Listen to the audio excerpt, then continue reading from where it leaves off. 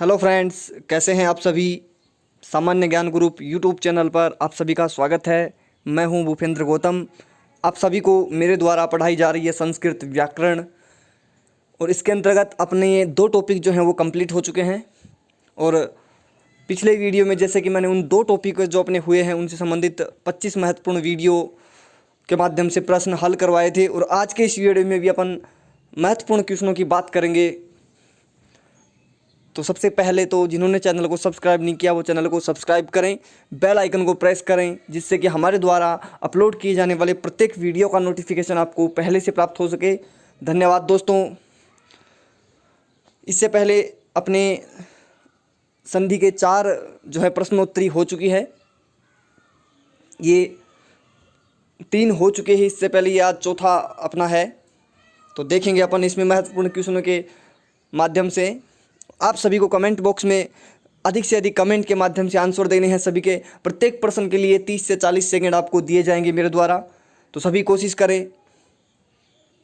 धन्यवाद। शुरू करते हैं।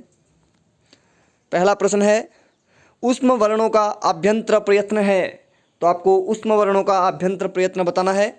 ऊष्म वर्ण होते हैं श, श, स और है। ये ऊष्म वर्णों के अंतर्गत आते हैं। तो आपको बताना है कि ऊष्म वर्ण जो है वो किस आभ्यंतर प्रयत्न के तहत लिए गए हैं। तो आपको बताना है इसके बारे में। जल्दी से कमेंट कीजिए।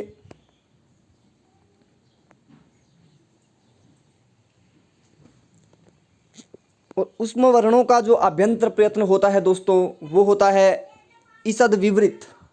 ईषद विवृत आभ्यंतर प्रयत्न के अंतर्गत ऊष्म वर्णों को सम्मिलित किया गया है। जबकि विवृत की बात करें तो सभी स्वरों को विवृत के अंतर्गत और संवृत के अंतर्गत प्रक्रिया दशा में ए को संवृत आभ्यंतर प्रयत्न के तहत तथा जो अंतस्थ वर्ण है उनको ईषद स्पृष्ट आभ्यंतर प्रयत्नों में शामिल किया गया है। तो यहाँ भी अपना क्वेश्चन था ऊष्म वर्ण का आभ्यंतर प्रयत्न पूछा है, तो ऊष्म वर्ण जो है ईषद विवृत के अंतर्गत आते हैं। अगला प्रश्न, द्रव्यवाची भिन्न प्रादि कहलाते हैं। तो आपको बताना है द्रव्यवाची, जो द्रव्यवाची शब्दों से भिन्न जो प्रादि हैं वो क्या कहलाते हैं। तो आपको बताना है इसके बारे में। जैसा कि मैंने बताया था, प्रादियों के साथ जब क्रिया का योग होता है तो उपसर्ग कहलाते हैं। तो यहाँ पे आपको बताना द्रव्यवाची से भिन्न, और इसका जो राइट होगा दोस्तों वो होगा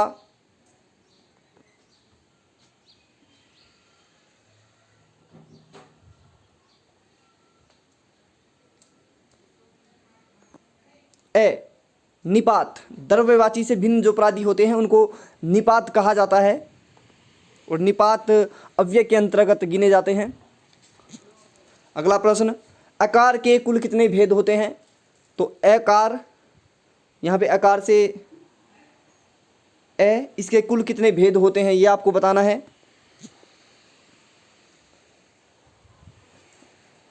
जल्दी से कमेंट कीजिए,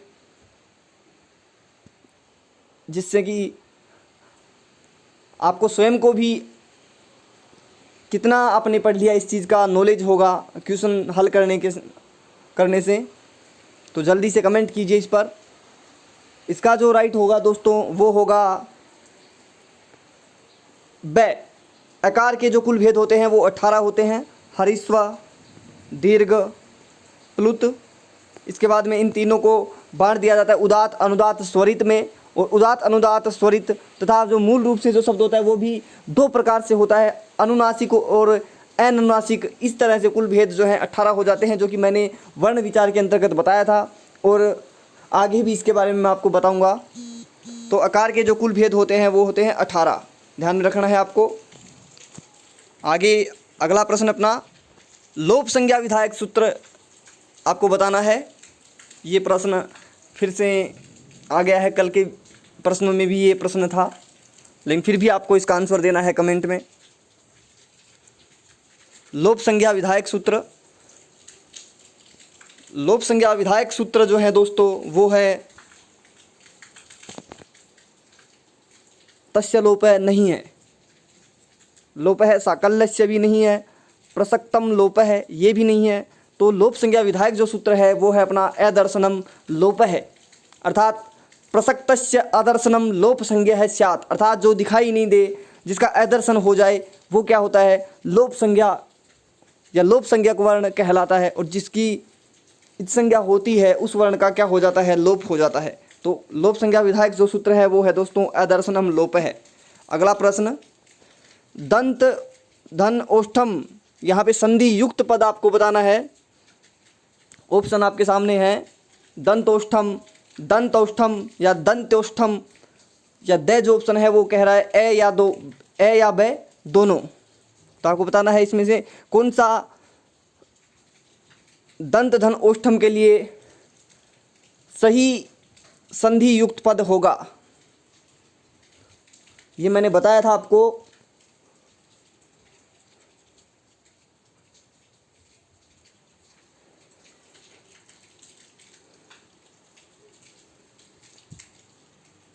और इसका जो होगा दोस्तों वो होगा ब, द, ए व ब दोनों, क्योंकि मैंने आपको बताया था ओतु ओष्ठयोः समास से वा, इस सूत्र के अंतर्गत ओतु व ओष्ठ शब्द आकार से पर में रहने पर वृद्धि और पररूप आदेश होता है।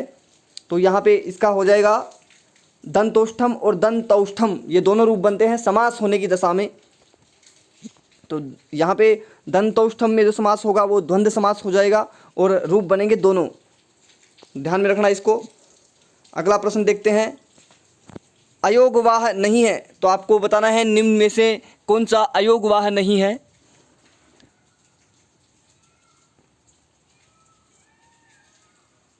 मैंने बताया था अयोगवाह के बारे में भी आपको।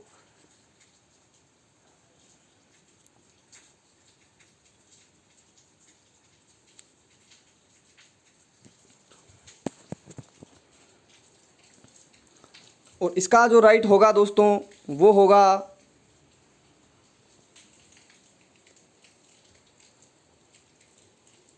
स। स्पर्श वर्ण जो है वो अयोगवाह के अंतर्गत नहीं आते, ये संस्कृत वर्णमाला में माहेश्वर सूत्रों से ग्रहण किए गए हैं, जबकि विसर्ग, अनुस्वार और यम वर्ण इनको अयोगवाह कहते हैं। तो ध्यान में रखना है, ये स्पर्श वर्ण जो होते हैं कैसे लेकर मैं तक, कैसे मैं तक के जो वर्ण होते हैं स्पर्श वर्ण कहलाते हैं, 25 वर्ण, ये अयोगवाह नहीं होते हैं। अगला प्रश्न, स्वादि प्रत्यय हैं, तो आपको स्वादि जो प्रत्यय हैं वो बताने हैं कि कुल कितने होते हैं।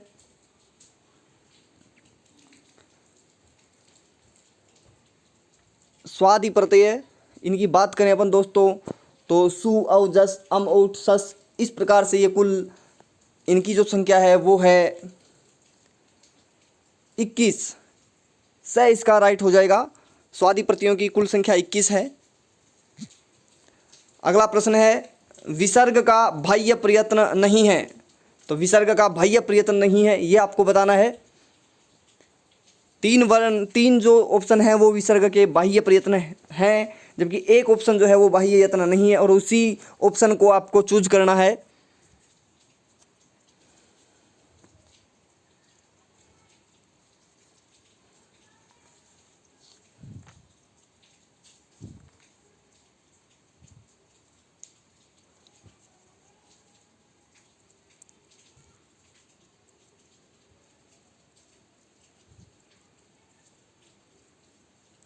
और यहाँ पे विसर्ग का बाह्य प्रयत्न नहीं है दोस्तों, ब संवार, संवार जो है विसर्ग के अंतर्गत नहीं आता है।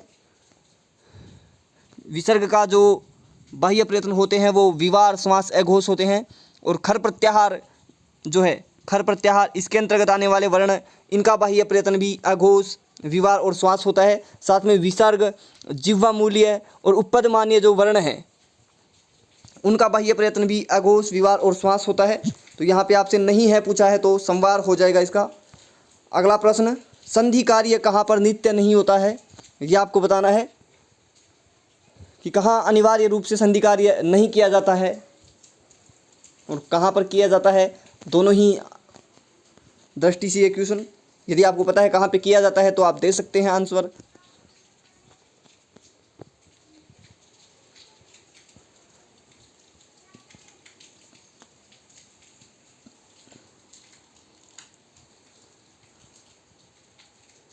और यहाँ पे मैंने आपको एक बताया था श्लोक, संहित एक पदे नित्या नित्या धातु उपसर्गयोः नित्या तु समासे वाक्ये तु सा विवेक्षाम अपेक्षते। ये मैंने श्लोक बताया था कि एक पद में संधि कार्य अवश्य होता है, धातु और उपसर्ग इन दोनों के मध्य भी संधि कार्य अनिवार्य रूप से किया जाना चाहिए। और समास में यदि आवश्यकता है तो समास में भी संधि कार्य नित्य रूप से अर्थात अनिवार्य रूप से होता है, लेकिन वाक्य में वक्ता की इच्छा पर निर्भर करता है कि वो संधि युक्त पद बोले या संधि विच्छेद करके उसको बोल सकता है। जैसे उदाहरण भी मैंने इसके आपको खूब बताए हैं पहले, तो आप पिछले वीडियो देख सकते हैं। यदि इन प्रश्नों में आपको कोई भी प्रश्न समझ में नहीं आता है तो आप पिछले वीडियो में देख सकते हैं, सभी प्रश्न मेरे पिछले वीडियो से हैं। अगला प्रश्न, अद्योलिखित में से भिन्न पद है, संधि की दृष्टि से आपको बताना है निम्न में से कौन सा पद जो है भिन्न है। ये हालांकि मेरे द्वारा पहले करवाया गया नहीं है आपको, लेकिन फिर भी आपने पढ़ा है तो आप आंसर तो दे ही सकते हैं इसका।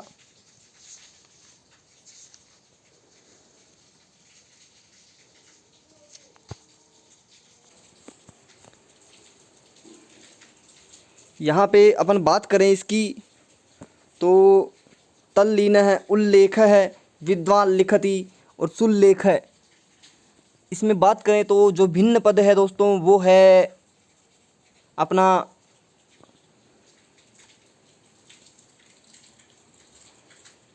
द सुल्लेख है, क्योंकि उपयुक्त जो तीनों उदाहरण हैं तल्लीन है, उल्लेख है, विद्वान लिखति, ये लत्व संधि परसवर्ण संधि के अंतर्गत आते हैं। एक सूत्र आपको बताऊंगा आगे मैं, तोरली, उसके अंतर्गत आते हैं। तो इसका राइट हो जाएगा द। देखते हैं अगला प्रश्न। अगला प्रश्न है, प्रत्येक व्यंजन के कितने बाह्य यत्न होते हैं। तो आपको बताना है कि प्रत्येक व्यंजन जो होता है उसके कितने बाह्य यत्न संभव हैं।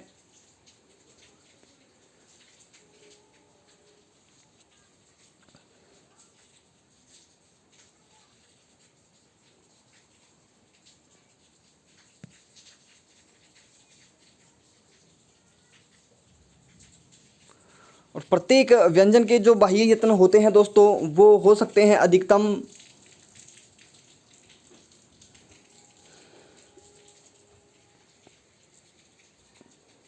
ए 4। मैंने बताया था आपको, विवार, श्वास, अघोष, संवार, नाद, घोष, इन 6 में से 3 किसी भी एक व्यंजन के होंगे। संवार, नाद, घोष, विवार, श्वास और अघोष, इन 6 में से 3 होंगे, जबकि अल्प प्राण और महाप्राण में से 1 होगा। तो 3 + 1 = 4 हो जाएंगे।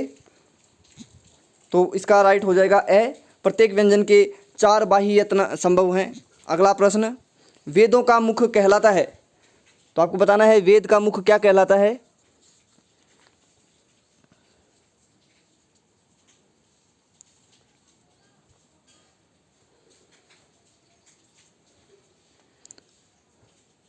और यहाँ पे आपको ध्यान में रखना है इसको, वेदों का जो मुख होता है दोस्तों वो कहा गया है, यहाँ मैं बता देता हूँ थोड़ा। छंद है पादौ तु वेदस्य छंद, छंद को वेद के पैर कहे गए हैं। जबकि वेदों का मुख की बात करें तो मुखम व्याकरणम स्मृतम, ऐसा पाणिनीय शिक्षा में उल्लेख मिलता है कि मुखम व्याकरणम स्मृतम, अर्थात वेदों का जो मुख है वो किसको कहा गया है, व्याकरण को कहा गया है। वेद जो है उसका मुख बताया गया है व्याकरण को। अगला प्रश्न, सर्वाधिक प्रत्याहार किस इतसंज्ञक वर्ण से बने हैं। तो आपको बताना है सर्वाधिक प्रत्याहार जो है महेश्वर सूत्रों में किन वर्णों की इतसंज्ञा करने पर बनते हैं।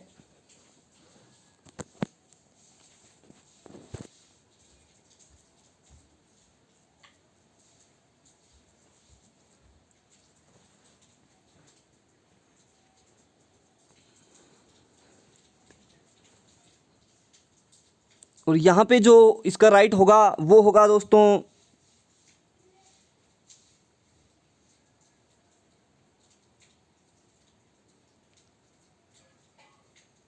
स व ल, इन दोनों से सर्वाधिक इतसंज्ञा होकर प्रत्याहारों का निर्माण हुआ है। तो स और ल की अपन बात करें तो इनसे कुल 6 प्रत्याहारों का निर्माण हुआ है। 6 ऐसे प्रत्याहार हैं जिनमें स या ल की संज्ञा हुई है, जैसा कि मैंने बताया था माहेश्वर सूत्रों के अंतर्गत की अंतिम वर्ण की संज्ञा हो जाती है।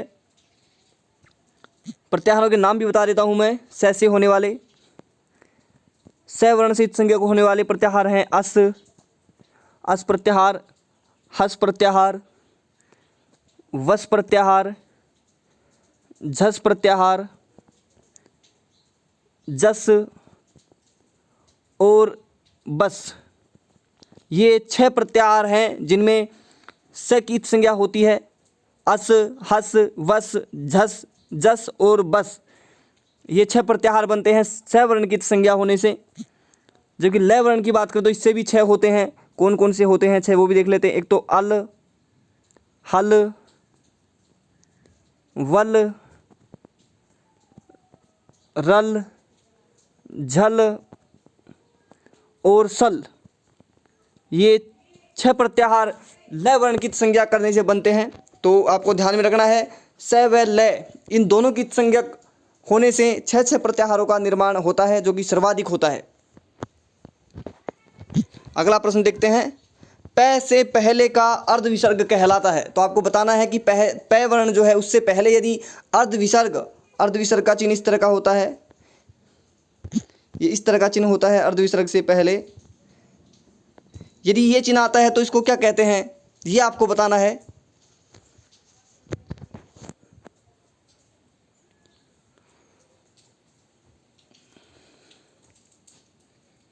और इसका जो राइट होगा दोस्तों वो होगा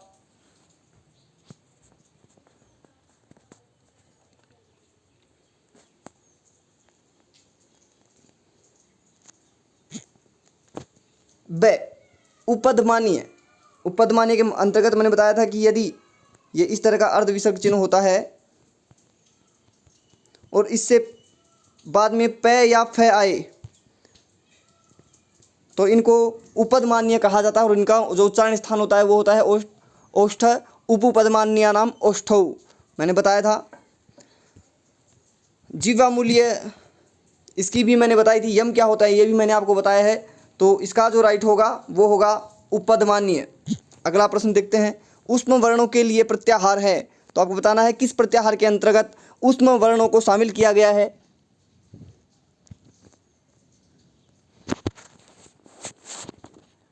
तो देख लो, इसके अंतर्गत मैंने बताया था कि अच प्रत्याहार है। अच प्रत्याहार के अंतर्गत सभी स्वरों को शामिल किया गया है।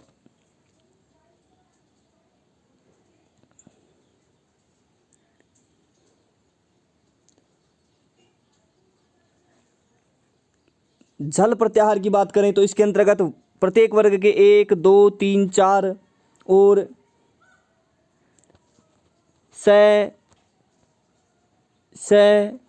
स है, ये वर्ण आते हैं झल प्रत्याहार के अंतर्गत। प्रत्येक वर्ग का पहला, दूसरा, तीसरा, चौथा और स है, ये वर्ण झल प्रत्याहार के अंतर्गत आते हैं। सल प्रत्याहार की बात करें दोस्तों तो सल प्रत्याहार के अंतर्गत ऊष्म वर्णों को शामिल किया गया है। स और है, ये ऊष्म वर्ण होते हैं और इनको शामिल किया गया है सल प्रत्याहार के अंतर्गत। जबकि हल प्रत्याहार की बात करें तो हल प्रत्याहार के अंतर्गत जो है सभी स्वरों ये सभी व्यंजनों को शामिल किया गया है। तो ये भी आपको ध्यान में रखना है। अगला प्रश्न, लृधन लृकारय का संधि युक्त पद होगा। तो लृधन लृकारय का संधि पद आपको बताना है और संधि भी साथ में आपको बतानी है कि कौन सी संधि यहाँ पर हुई है,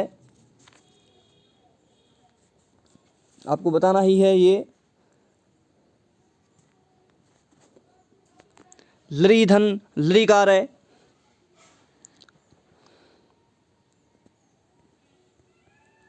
लृधन लृकार है।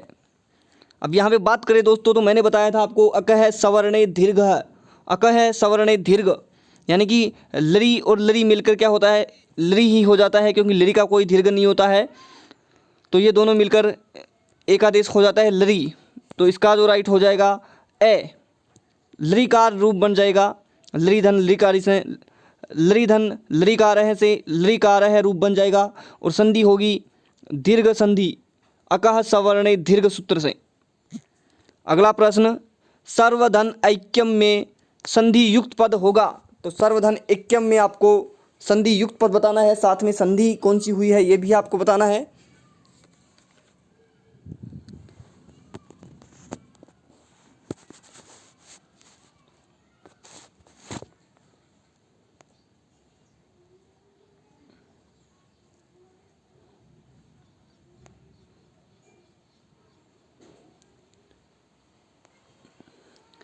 सबसे पहले तो अपन देखते हैं ए के बाद में आई आ रहा है, तो यहाँ पे हो गई आदे चिपरे वृद्धि रेखा देश है स्यात्, अर्थात वृद्धि रेची सूत्र का ये उदाहरण है।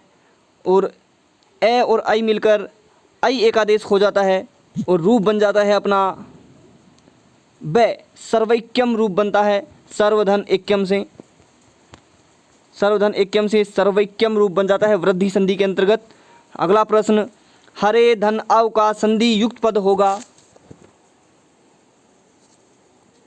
हरे धन अव, इसका संधि युक्त पद आपको बताना है, साथ में संधि भी बतानी है।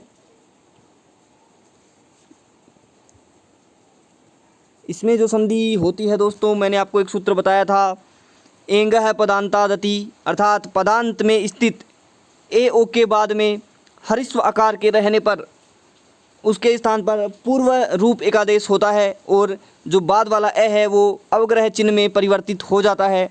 इसका राइट हो जाएगा द, इसका राइट हो जाएगा। हरे अव रूप बनेगा पूर्व रूप संधि के अंतर्गत, ए जो है वो अवग्रह चिन्ह में परिवर्तित हो जाता है। अगला प्रश्न देखते हैं, प्रधन ऊढ़ी में संधि होगी। प्रधन ऊढ़ी, यहाँ पे आपको संधि बतानी है, कौन सी संधि होगी। प्रधन ऊढ़ी संधि आपको बतानी है। मैंने एक सूत्र बताया था आपको, प्रादु होडोढ़े शिष्येषु, इस सूत्र के अंतर्गत प्रादु होडोढ़े शिष्येषु सूत्र के अंतर्गत यहाँ पे जो संधि होगी वो होगी दोस्तों, ये रूप बनेगा इस तरह का, प्रौढ़ी ही रूप बनता है, वृद्धि संधि यहाँ पर होती है, प्रौढ़ी रूप बनता है प्रादु होडोढ़े शिष्येषु सूत्र के अंतर्गत और वृद्धि संधि हो जाएगी, तो इसका आंसर हो जाएगा ए। अगला प्रश्न, इदुदेद द्विवचनम, इसका रिक्त स्थान जो आगे है वो आपको पूरा करना है कि यहाँ पे क्या होगा। इदुदेद द्विवचनम प्लुतः प्रकृति भाव है, प्रगृह्यम या बहुलम, क्या होगा वो आपको बताना है। तो इसको पूरा कीजिए आप, मैंने बताया था आपको, इसको भी प्रकृति भाव संधि के अंतर्गत इदुदेद द्विवचनम, ये पूरा सूत्र मैंने आपको लिखाया हुआ है कि दीर्घ इकारांत, दीर्घ उकारांत, एकारांत, द्विवचनांत की कौन सी संज्ञा होती है, प्रगृह्य संज्ञा होती है दोस्तों। दीर्घ इकारांत, दीर्घ उकारांत और एकारांत जो द्विवचन के रूप होते हैं उनकी प्रगृह्य संज्ञा होती है। ये सूत्र कहता है इदुदेद द्विवचनम प्रगृह्यम, तो रिक्त स्थान में आ जाएगा प्रगृह्यम। अगला प्रश्न देखते हैं, सभाधन ऐसा इत्यस्य संधि पदम भविष्यति, तो आपको सभाधन ऐसा का संधि पद बताना है, क्या बनेगा रूप। जल्दी से कमेंट कीजिए दोस्तों, जितने भी लाइव हैं सभी कमेंट में आंसर देने की कोशिश करें, जिससे कि एक दूसरे का मनोबल भी बढ़ता है। यदि आप राइट आंसर देते हैं तो आपका मनोबल भी साथ में बढ़ता है। कोशिश करें, यदि गलत आंसर भी होता है तो मेरे द्वारा उसका समाधान आपको साथ में किया जा रहा है, तो आपको पुनर्बलन भी मिलेगा साथ में। तो सभी इसका आंसर दें। और इसका जो होगा दोस्तों, देखो आ के बाद में ए आ रहा है तो वृद्धि संधि का यहाँ पे कार्य हुआ है, तो ए या आ के बाद में ए या ओ होने पर आई में बदल जाता है ए तो, और ओ जो है वो औ में बदल जाता है, तो ए जो है उसके स्थान पर अपने को आई करना है, तो रूप बनेगा ये ब, सभेसा, इस तरह का ये रूप बनेगा सभेसा, वृद्धि संधि यहाँ पर होगी। अगला प्रश्न, प्रेषयति, यहाँ पे आपको बताना है प्रधन, ये इस तरह का ये रूप होता है, बता देता हूँ आपको मैं। प्रधन एषयति ये होता है, ये प्रधन एषयति ये इस तरह से बनता है, इसका संधि विच्छेद होता है। और यहाँ पे जो होता है वो होता है दोस्तों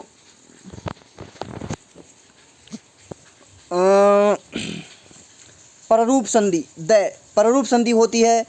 एंगी पररूपम, मैंने बताया था अवर्णांत उपसर्ग के बाद में ए या ओ से प्रारंभ होने वाली धातु रूप रहने पर दोनों के स्थान पर पररूप एकादेश होता है और वृद्धि संधि का ये अपवाद सूत्र है, तो यहाँ पे प्रेषयति रूप बनता है पररूप संधि के अंतर्गत। अगला प्रश्न देख लेते हैं। उपधन एलयति इत्यस्य संधि विच्छेदम, संधि विच्छेद यहाँ पे दिया हुआ है, तो संधि पद आपको बताना है इसका। उपधन एलयति, इसका संधि पद क्या होगा और संधि क्या होगी ये आपको बताना है इसमें। तो यहाँ पे दोस्तों ध्यान देने योग्य बात है, अच्छे से दिमाग लगाकर आप इसका हल करें, जवाब आपके अपने आप आ जाएगा। केवल आपको पीछे जो पढ़ा है उसको दिमाग में लाना है, जो एग्जाम्पल और नियम मैंने बताए थे उनको ध्यान में रखना है केवल आपको। और इसका जो होगा दोस्तों, मैंने बताया था एंगी पररूपम, अवर्णांत उपसर्ग के बाद में ए या ओ से प्रारंभ होने वाली धातु रूप होने पर दोनों के स्थान पर क्या हो जाता है, पररूप एकादेश होता है। और ये सूत्र जो है वो वृद्धि संधि का अपवाद है। तो यहाँ पे जो रूप बनेगा दोस्तों पररूप अर्थात बाद वाले के समान, तो बाद में ए है तो ये ए जो है उप के अंदर वो भी किस में परिवर्तित हो जाएगा, ए में हो जाएगा, और मिला देंगे तो रूप बन जाएगा उपे लयति, इस तरह का ये रूप बन जाएगा। अगला प्रश्न देख लेते हैं। साधो अपेही, साधो अपेही ये आपको बताना है कि इसमें संधि कौन सी होगी ये बताना है, और संधि पद भी आप बता सकते हैं साथ में कमेंट में, दोनों चीज़ आप कर सकते हैं। साधो अपेही यहाँ पे कौन सी संधि होगी, और यहाँ पे दोस्तों जो संधि होगी वो होगी, जल्दी कमेंट कीजिए आप।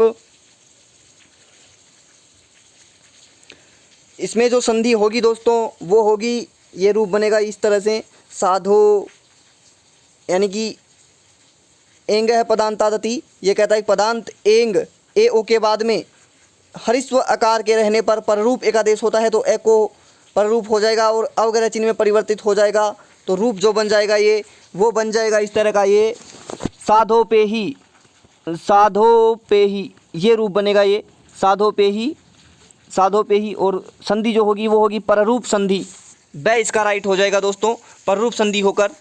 और अगला जो एग्जाम्पल प्रश्न है अगला, देवोदार्यम, इसका संधि विच्छेद आपको बताना है और संधि कौन सी हुई है ये भी आपको बताना है साथ में। देवोदार्यम ये बताना है, तो ये भी मैंने आपको बताया हुआ है। अब तक के जो सभी क्वेश्चन है वो मेरे द्वारा पिछले वीडियो में से ही हैं, कोई भी अन्यत्र नहीं है। सभी एग्जाम्पल्स आपको बुक्स में भी मिलेंगे और मैंने लिखवाए भी हैं, जो नहीं लिखवाए हैं वो प्रश्नों के माध्यम से आपको कंप्लीट करवाए हैं। तो लगभग अपना मेरी कोशिश रहती है कि एग्ज़ाम हॉल में आपको इन्हीं जो मेरे द्वारा करवाए गए हैं पढ़ाते समय पे और प्रश्नों के माध्यम से उन्हीं में से आपको कोई ना कोई एग्जाम्पल वहाँ पे एग्ज़ाम हॉल में प्रश्न पेपर में आपको देखने को मिल जाए। तो बहुत ही मनोयोग से आपको इनको देखना है और याद करना है। और इसका जो राइट होगा दोस्तों वो होगा स देवधन औदार्यम, देवोदार्यम रूप बनता है वृद्धि संधि के अंतर्गत। तो धन्यवाद दोस्तों, ये थे अपने आज के महत्वपूर्ण प्रश्न। और जैसा कि मैंने बताया था बुधवार से हम शुरू करने वाले हैं लाइव क्लास, जिसमें बोर्ड के माध्यम से मैं आपको संस्कृत व्याकरण, रीट, सीटेट, एमपीटेट, यूपीटेट सभी जो भी प्रतियोगिता परीक्षा संस्कृत से रिलेटेड है उन सभी के लिए अपनी क्लास रहेगी कल से लगातार। तो बने रहना है आपको, और आज अपने साथियों को भी इसके लिए इन्फॉर्म करें आप। धन्यवाद दोस्तों।